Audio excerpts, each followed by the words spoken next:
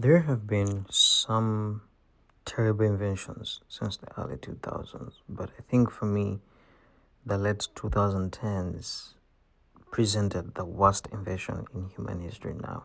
This is my personal take on what are some of the worst inventions in human history, but in my opinion, cancel culture must be the worst thing that we've ever done as humans because if you look at the damage it has done or the things that have come because of cancel culture. Hello everyone, welcome back. This is Talk It Up with Ushindi. What's the talk? What's the chat? Let's get into it.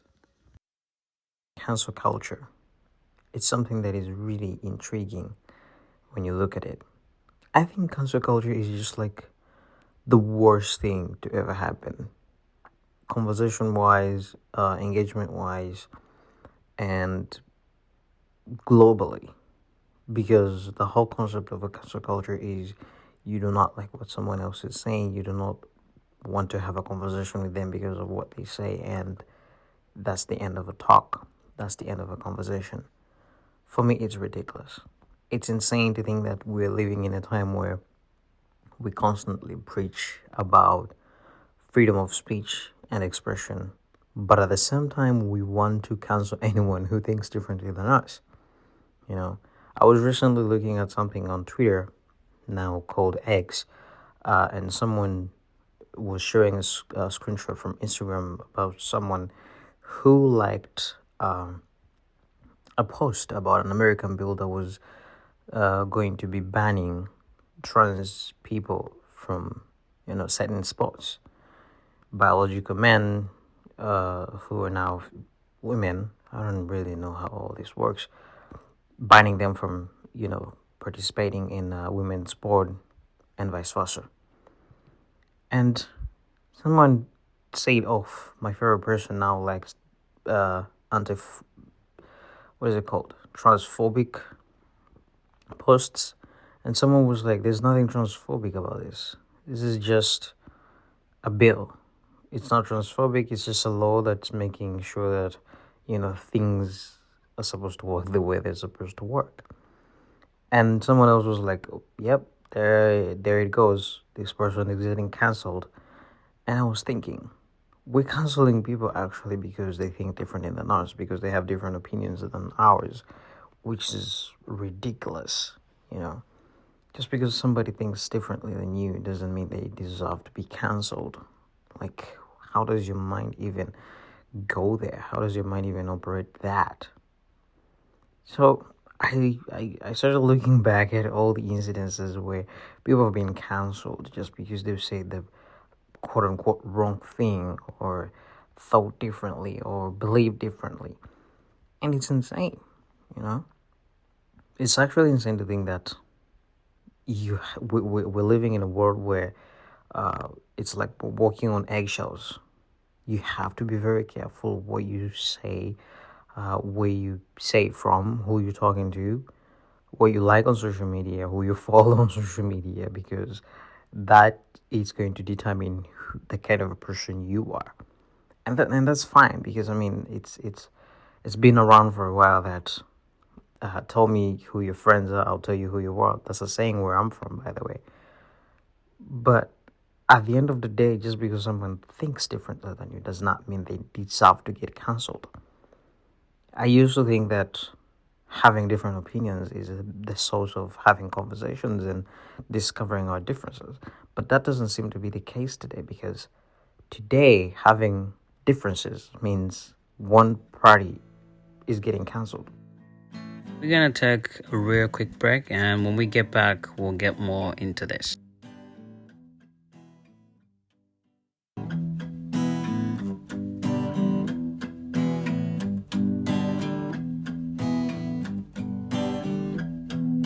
Or blocked. It's funny. I used to come across a lot of platforms that or accounts that blocked me on certain platforms, and I would question myself why this person even blocks me. I don't even know them. I've never even engaged with them. But someone comes across something that you posted or wrote online, and They make a decision. They make a conclusion that you deserve to be censored. You know. Now, at some point, yes, some people do actually say harmful things that the public needs to be protected from, and that's fine. But stop preaching freedom of speech when you can't actually practice it. It's the level of hypocrisy that is rooted in our systems that actually disgusts me the most, because you preach one thing and then you do the other thing. It's like the whole Christianity is into everyone, because I look at Christianity now, this might get me in trouble, but I look into Christianity as the biggest hypocritical uh, system that is out there. You know, you have pastors, especially where I'm from. You have pastors that tell you to do one thing and then they do the other thing, and then they tell you, "Hey, do what I tell you. Don't do what I do." And in my mind, I'm like, "You're a shepherd. I'm a sheep. I'm supposed to follow you, not the other way around." You know, I even came across some who I was talking with my sister about this. I was talking to her, and we were talking about um, how some preachers keep saying, "We are the bridges for you to enter heaven," but some of us might never enter heaven. And that right there is just ridiculous that some people actually think like that, you know. But back to the point, for me, it's just that I don't get it, you know. I really don't, because you don't really like what someone else is saying, then yes, you have to talk to them and understand why they actually say what they say. But we don't have that time, because you've already blocked me. You've already made a conclusion. You've already decided in your mind that this person is toxic to you, you know. And I don't think what most people do actually is that the moment they think you have a different opinion of life or anything in this world today, they think you want to change their mind and think like you. But that's not entirely true. I do not appreciate when someone actually tries to change somebody else's mind to think like them. I look at it as, uh, the biggest form of manipulation that is out there. And it's really toxic. Yeah, that is really toxic. Everybody deserves to have their opinion. Everybody is not entitled to their own opinion. I hate when people use that word, but everybody deserves to have their own opinion about anything. I really don't care what your opinion is about anything. As long as you do not try to change my mind about anything, then we're good. But a lot of people out there, they actually want you to change how you think to think like them. And that right there, that is the problem, you know.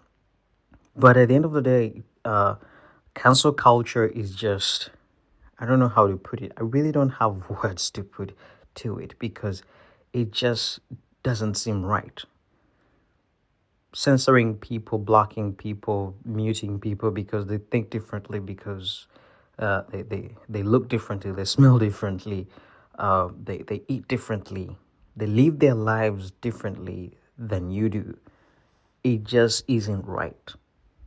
In what world did we really think that this was something to work? You know, we preach freedom of speech, we preach freedom of expression, but then on the other side, we're actually blocking everyone who is trying to say whatever they're feeling like, you know. But like I said, there is a point, if what someone is saying is actually harmful to a certain group of people, then yes, certain measures have to be taken to make sure that this person, whatever they're trying to send out to the world, doesn't get out. To protect, there's a lot of people to protect, especially young kids. We all saw what happened with Andrew Tate when he first started doing whatever he was doing. There was a lot of young men who were following what he was saying, who were actually, cheering him up and saying, "Hey, this is what's up," you know. But that wasn't right. It was toxic. and people actually notice that. So yes, people like Andrew Tate, maybe they do deserve to be censored a little bit, because whatever he was preaching out there wasn't really healthy. So yeah, cancel culture is, it's not even effective. I don't think it is effective. It needs to be worked upon a little bit more. Do not make it a weapon of, censoring and blocking and canceling everyone else, but make it a tool, to help people, to help every opinion get across the room, you know. But until next time, guys, stay safe.